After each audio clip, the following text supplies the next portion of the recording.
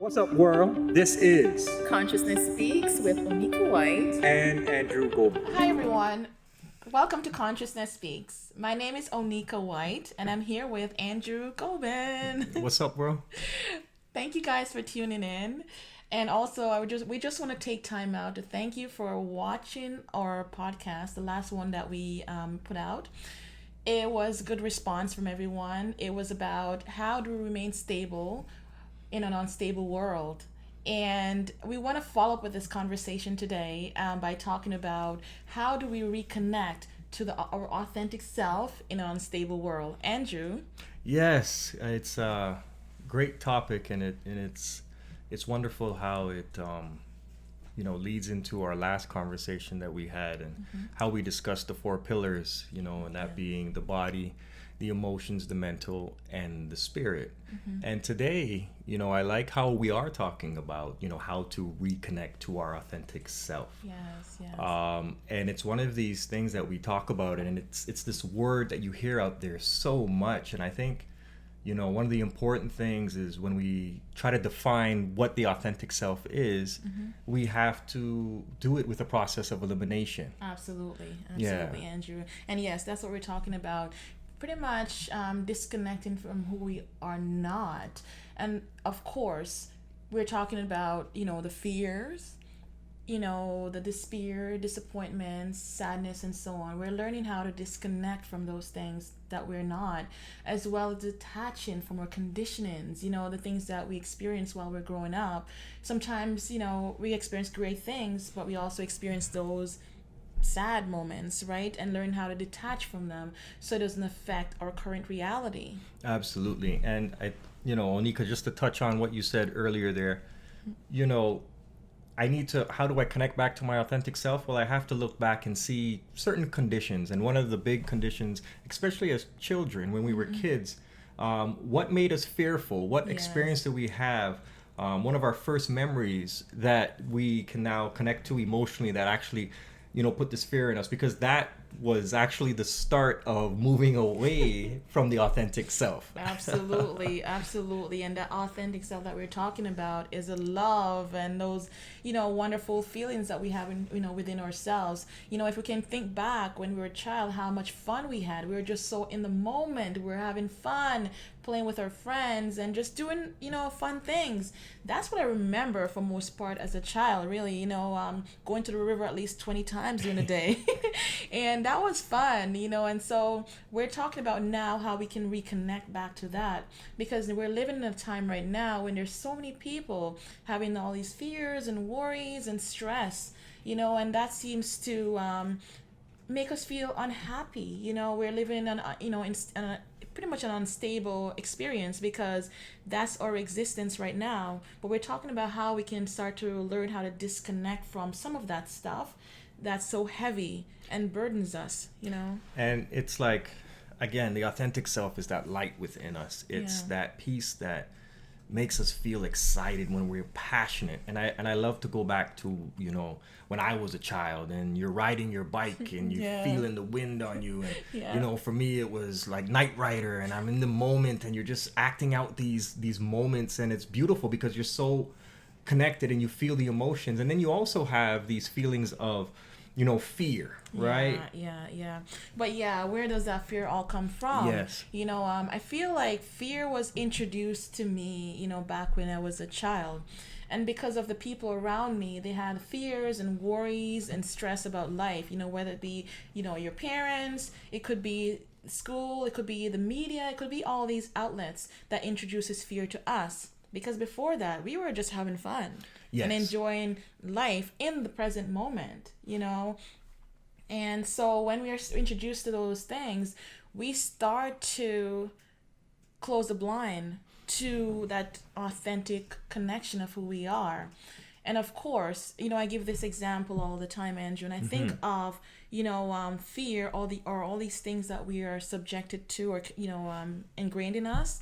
As we're outside, the sun is shining outside, and we come inside the house. I like that analogy. And when you come in, you close your blinds, and when you close the blinds, you're literally disconnecting or forgetting, so to speak, that there was even light outside. And of course now you're starting to depend on the artificial light, right? And when you're depending on the artificial light, that's your thoughts, your conditionings, and the ego that we're talking about. That's what we start to rely on to give us wisdom, give us knowledge and understanding of our current reality. And of course, when we're doing that, we're not really getting the truth. It's such a big You piece, know? Onika, and that's not getting to the truth. And the truth within us is that innocence.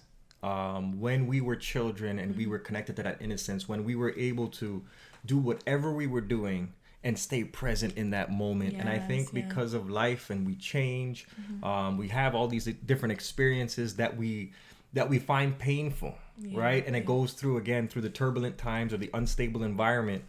Because when we were kids, you know, to a degree, and everybody has a different experience, but I think when we were loving what we were doing, when we were playing, we were connecting to our authentic self. And then when we would experience pain, we would disconnect from that, and we would look for ways now to feel, you know, that euphoric feeling, but we would do it in a way that would numb us. And we're talking about, you know, that connection or wanting to feel some sense of, you know, euphoria.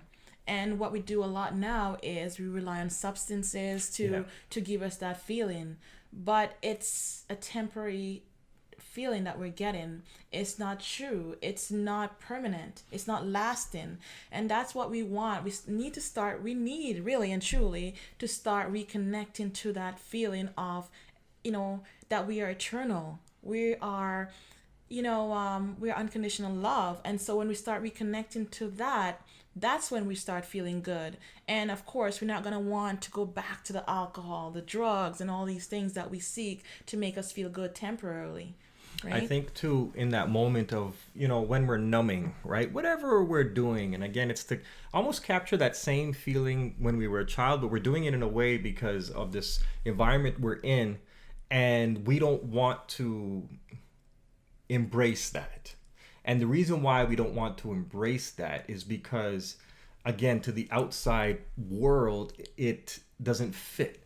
It makes us uncomfortable. It puts us into in a space where our emotions might get the best of us. And most importantly, you know, it takes us back to a time where, you know, our conditions kind of basically, you know, held us back, so to speak. Yeah. So that's why even for me, when I started to have questions about, you know, life, what is my purpose, you know, in this life and who I am, I realized that I had to go back.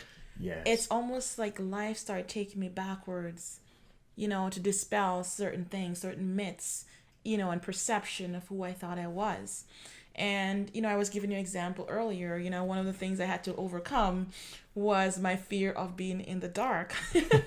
So at nights when I was going to bed, I would keep on all the lights, you know, and even in relationships, I had issues with that because, of course, I wanted to be in the light and my partner wanted to be in the dark, and and that created an issue. But it was only my fears that I was imposing on others because, of course, it was ingrained in me when I was a kid, you know. But of course, I had to learn how to overcome that, you know, through just simply accepting that and acknowledging where I'm at. And from accepting that, Andrew, I'm able to say, okay, this is what's happening. Yes. It's not real.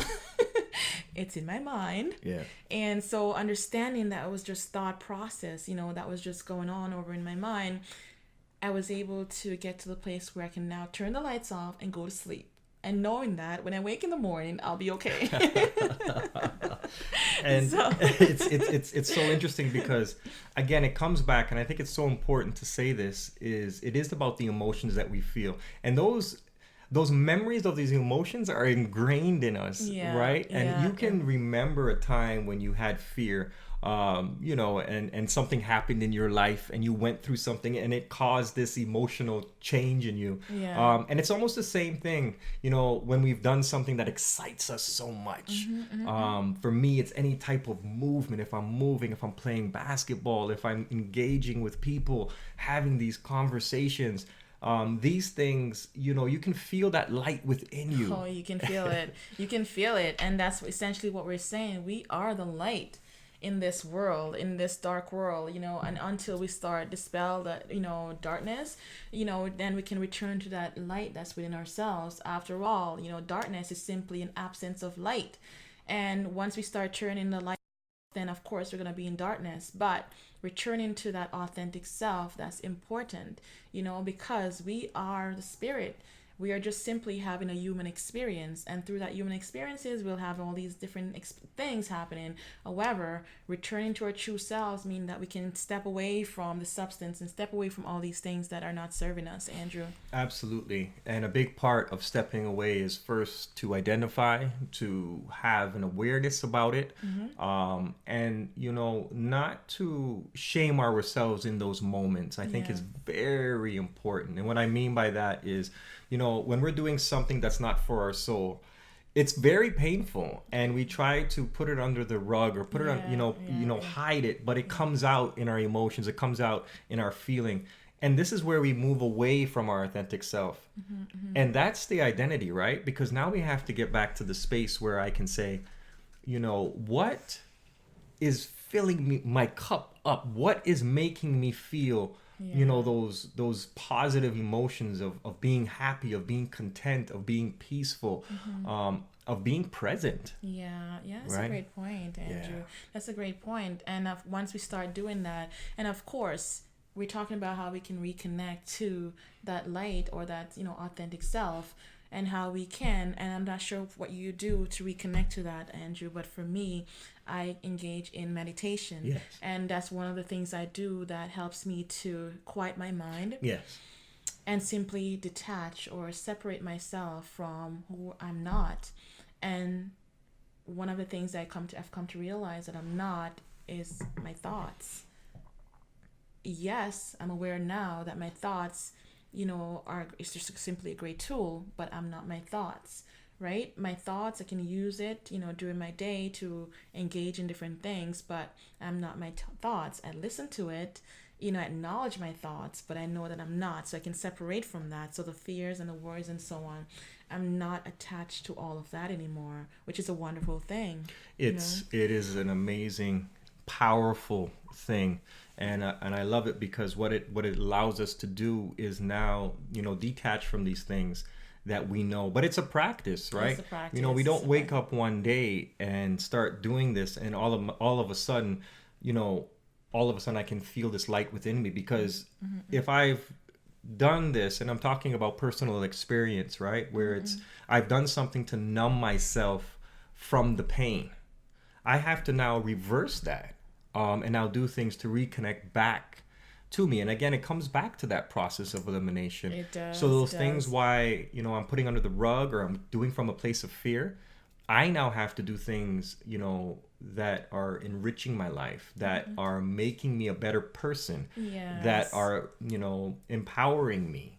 That is now adding to the relationships in my life. And I can see through the relationships with anyone, that I have to deal with, they become better because I start that healing process. That's right. Because it wasn't about them. No. It was about you, and once we start, looking within and start making those changes. That's a good point, Andrew. So yes, guys, we're talking about how to reconnect to our authentic self. Yes. We want to know at home, how do you reconnect to your authentic self? What are some of the tools and ideas that you've used to help you to start reconnecting to that part of yourself? For us, or for me, I would say I've used meditation. Andrew, you didn't. I'm not sure if you do anything to help you to reconnect. I love it because I look at myself first as an emotional being. So for me, it's using that movement. Anytime I'm moving my body, I can now connect to those emotions. So I love to do that. That gives me, it's basically active meditation, very similar to what you do. That's wonderful. I'm so happy that you're able to do that. And of course, guys, just remember, don't forget to subscribe and follow us, because we're going to be here for a while. We're a community. We want to start having more of these conversations that we can start connecting with each other. We can start sharing, our hearts and our minds with each other. And so we can start on this healing path, because life wants that for us. it's the time for it now. So thank you for tuning in. We do really appreciate you, and God bless. Yes, one love, everybody. All right. Bye bye.